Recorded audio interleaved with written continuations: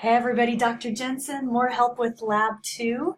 So we're going to continue where we left off. As you notice, we changed those values to missing data. But again, we're going to run that frequency, analyze descriptive statistics frequencies. We're going to choose that HRS2 variable from the list, add it to the queue, and click OK. And you'll notice we still had these funny little multiple instances of responses, which look, again, very strange. You should never see that in SPSS. So that's another giveaway that you have garbage data. So we're actually going to do a recode. I realize we have not talked about recoding yet, and this is going to be kind of your first experience doing it for many of you. So stick with me. I'll be sharing more help and tips on recoding as we keep going in class, and I'll break it down and we'll go through it over and over and over again. You'll get really good at it. Oh, come on, apps.ufl.edu, don't fail us now. Okay, so we're going to do a recode. We can tell that we have something going on in the data. To have 4 different people saying 0 hours worked in a week, that's just weird. So we need to kind of check that out. So sometimes what I'll do is I'll kind of recode and copy the values just to see if there were any weird column shifts or transpositions of the data that happened maybe when it was imported. Something got corrupted or cut off or something. So we're going to go to a new menu. This is called the transform menu. You're going to use this menu a lot. And we're going to use recode into different variables. We always recode into different. We never recode into same. So this is basically the difference between save as and save. So if you recode into same, it's going to overwrite the original variable. We never ever use that command because if you screw up on your recoding, you've basically just corrupted the original variable, so now you have nothing left to work on to fix it. So we always recode into different, which is basically making an extra copy of the variable that has some changes to it that we can use to analyze, but we keep the original there. So that way if we ever mess up anything, we can always go back to the original and fix it. So recode into different. You'll notice I had some old stuff I was working on before. You're going to go ahead and select HRS2 and put it in the queue. So this is our variable, and it's going to ask us, what would you like to name this variable you're going to change? We're going to call it HRS2. I usually like to do underscore recoded. So that's kind of a quick way to say, this is the variable that I recoded or changed. Okay, and I put that in both the name and the label. Okay. Then the next step is to go to old and new values. Old and new values says, okay, what's the original variable, the old value, and what's the new variable? How do you want it changed? I'm going to get rid of some of these commands that I was playing with earlier. Okay, so for value, we already know we have some negative numbers in there that we want to deal with. So we're going to come down here to the radio dial that says range, and we're going to type in that -166 to -120. Because we know those are problematic numbers. So that's what it originally is. We're going to come to this side, new value, and basically say make these system missing. So don't include them in the new variable. You'll still see them, but they're not going to be part of the valid answers. And then you hit add. So this is kind of like our little script that we're building of the changes we want to make here in this box. The next thing we want to do is we want to go ahead and say all other values, everything else in there, copy in the new variable. So we're going to hit add on that too, and you see there's a little script that says everything else, copy it. So we're going to make these 2 changes and hit continue. And then the next thing you do is after you've defined everything in old and new values, you hit this change button, and you'll notice it actually populates transforming this into that. Once that's done, you click OK. And then at the bottom of your output, it just has a little script that says recode HRS2 using these kinds of changes into this new variable, label it like this, execute. That's just a copy of the function you just did. So every time you recode a variable, you want to look at the changes. So we're going to go to the Analyze menu. By the way, you can go to the Analyze menu from your output too if you wanted to. Analyze. Let's run a frequency of the new variable we just made. Okay. So notice when you scroll down, we have a new variable. That's the variable we made. So it's usually located at the bottom of your list. If it's not there, sometimes you'll have to hit reset just to kind of give it time to catch up with itself. But let me show you one other thing. Hit cancel before we do that. In the variable view, do you notice we now have a 37th variable? Yep, that's the one you made, HRS2 recoded. Okay, so again, that's just a way to see your work that you did.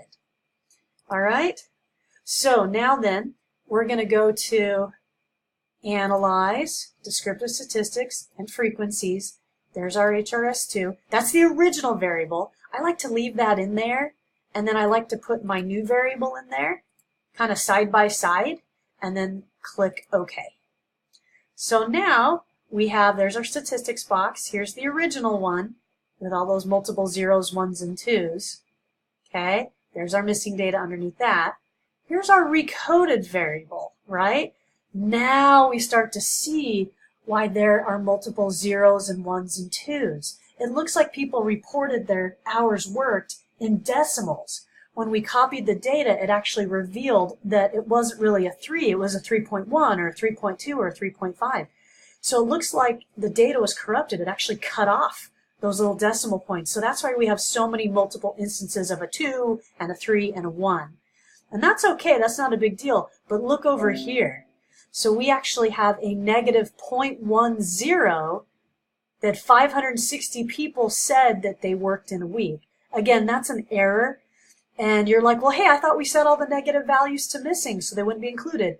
We did, but negative 0.10 is outside of that range that we defined that went from negative 166 to negative 120. Okay, so it's still in there. So sometimes when you recode, you discover things in your data that you didn't know before. Now we could recode this again and actually get rid of that little negative number, because of course with that many people reporting a negative number, that's going to tug at the mean and make it really goofy looking. All these other numbers are certainly fine, but we definitely don't want 560 negative 0.1s in there. But again, recoding actually revealed some things in the data that we wanted to know. So we could recode again. We really don't need to though. We can use again that famous missing column. Scroll all the way down. Here's our new variable on line 37. Click on the edge of the missing column, and we can actually define missing data. We know exactly what we're looking for. It's a negative 0.10, and you're going to click that second item that says discrete missing values. This value and this value only. That's what we mean by discrete. So once you type that in, click OK. So now this is telling SPSS, if you see a negative 0.10, set it aside to missing. Don't analyze it. Now, let's go ahead and run a new analysis, descriptive statistics, frequencies. There's the old stuff we did. We really don't need that original HRS2 anymore. We just want our new variable. Let's ask for some statistics, mean, median, and mode. Again, it kind of remembers that we wanted that. Click continue, click OK. Aha! Look at this beautiful output. Now we have a mean, median, and mode that are all approximately 4. 4.07, 4.0, and 4.0. Now we have good data. So you just got your first practice at recoding and at correcting errors inside of data. So it's actually pretty simple. You just have to kind of think about ways to copy it, transform it, shift stuff around, and you can do all kinds of powerful stuff. So here's our new frequency. Whoop. Move this. It's got all positive numbers in there, no negatives. I guess it is possible to work 0.1 of an hour. They're not working very much. But we're going to treat that as valid data. And you can see that now this 0.10 is missing. It's not going to be included. We have a total of 879 valid values of how many hours people worked in a week out of the total of 1,473. So it's now your job to describe the process that we did to correct and detect those errors. So you need to describe the steps you took. Briefly, you can kind of bullet point it. I recoded this variable, I set aside this value to missing, those kinds of things. I ran a frequency and I checked it, that kind of a thing. So again, it's important to document the steps you took, because a lot of times those steps will have to be reported in your methods section. When someone said, how did you get the answer to that? Or how did you go about studying this? Oftentimes you'll have to use those steps and kind of your data log of what you did so they understand how you got there. Okay, again, very important to keep track of each step you take. So you can imagine with all these little clicks and all the stuff we're discovering, we have lots to keep track of. Let me point one more thing out to you. You see this text that's kind of inserted in the middle of all your output boxes? This is syntax. If you double click inside this box, you can actually highlight it and copy and paste it. Okay? And then if you want to, you can kind of paste it in a Word document or a text file. What I like to do is put it in a syntax file. So if you go to File, New, Syntax, you'll get this little box here that lets you paste your script. So I'm going to go ahead and paste that script. So this is the function we ran with frequencies. It needs a period though. I forgot to copy the period because a period tells SPSS to execute it. So I'm going to type that period in there. You can highlight your script, press the play button, and it'll actually print all of that stuff that we just ran without using a single menu or navigation. So I like to save my syntax to kind of be my record of the stuff that I did on the variable, so I can kind of read it. It's very literal. Run frequencies on these variables, and then it lists them, and then get these statistics, standard deviation, minimum, maximum, mean, median, mode, and the order of the analysis. Hit a period, that's it. So that's a way to kind of take syntax and save it. It's a good way to document your steps.